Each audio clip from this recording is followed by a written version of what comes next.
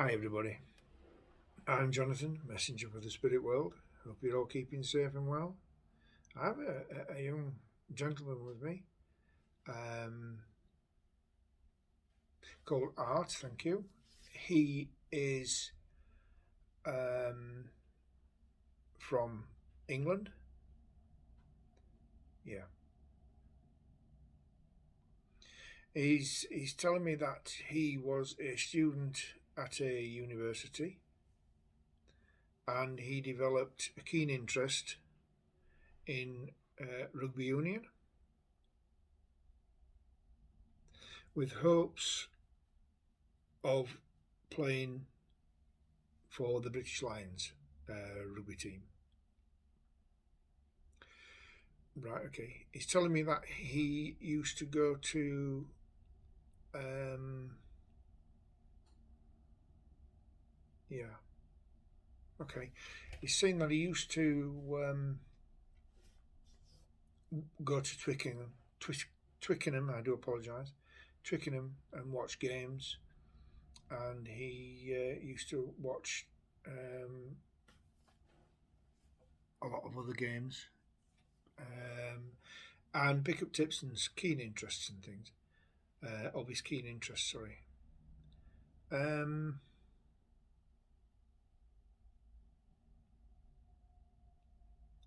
right, okay. He's telling me that he got stung by either a wasp or a hornet. He says he's not sure which one it was, but he says it hurt and it came up as a lump. Of course, it affected his throat and everything, and it went away fine, no problems, no medical problems with it, no after effects or anything like that.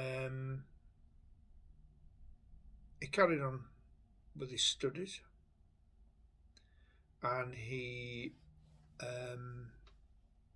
carried on playing rugby and training. And then one morning, he got out of bed and he couldn't breathe. He's actually saying to me, thank you, he's actually saying to me that it felt like somebody were knelt on his throat and he couldn't breathe.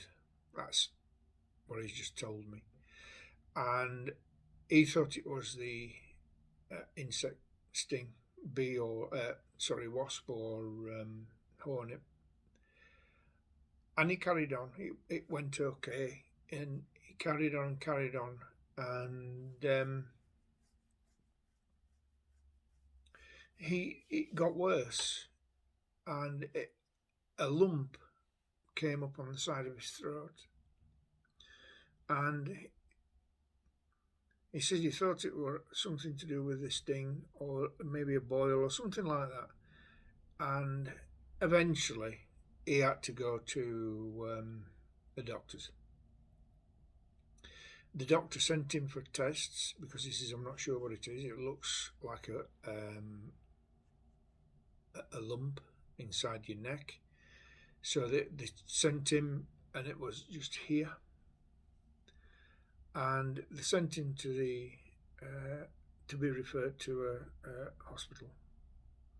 And they started doing tests on him. And they figured out and found out that he had got a cancerous growth in here. He says it's not through the insect or anything. He says, I don't know what it's from, but he says it just grew. And by the time he toed and froed to hospital, it got to the stage where it spread and there was nothing he could do. There was nothing that the medical staff could do to it for him, no operations or anything like that, and they sent him home. Yeah. He's saying it was a quick release for his passing, and it happened in a very rapid time, weeks rather than days, and it surprised him and it surprised his parents. He said he wasn't frightened of passing across. and he, there were nothing he could do. But he says, at least I'd got to do what I loved. He loved university. He loved playing rugby, and his family obviously were devastated. The reason he's come over to, right, okay, he's telling me he's been past about 16 months because there's not really any time constraints in the spirit world as such. But he says it's about 16 months ago, and everybody loved him. He was his energy is lovely, really nice, bubbly energy, lots of energy. A really likable guy. Blonde hair. Neat blonde hair he's got. He says, right, thank you. He says, I always liked my clothes. He says, I used to wear Hackett clothes, and they were his favourite. And yeah. Okay, he's telling me to tell his mum and his dad that he's okay. He says, I get to go to any games I want, anywhere, and I get him for free, which he says is always a bonus. He still likes to join in training, although they don't see him.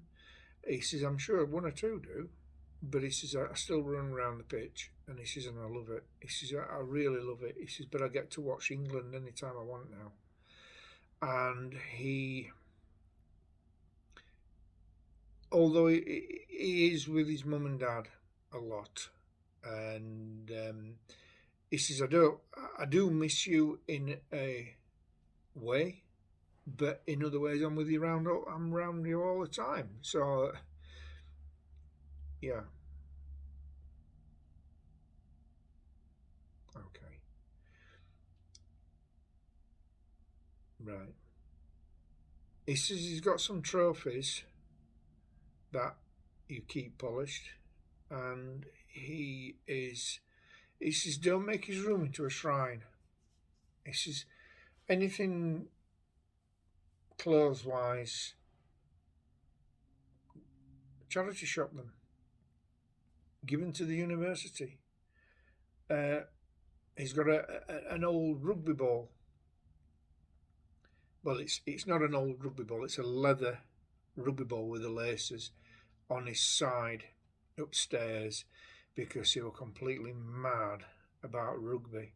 So he says, donate that to the university. He says, and hopefully they'll put a little thing on saying it was mine and all this. He says, I'll tell them to do that. He says, and they'll do it, because they do miss him. And he was very, very well loved, was Art. And but he's just saying he loves you all, and he's fine, and he will keep checking in on you, and he says he'll do some stuff so that he's there. Okay, no problem. Right, okay. He's telling me to say, see you linger, which... Oh, right, okay, he just told me that's what he used to say. See you linger. So that's what he's just told me. And on that note, he's pulling away. And, all right, God bless you. Have a good time. See you later. He's just saying he's going to a rugby match. He's Bath playing, so he's going to watch a rugby match.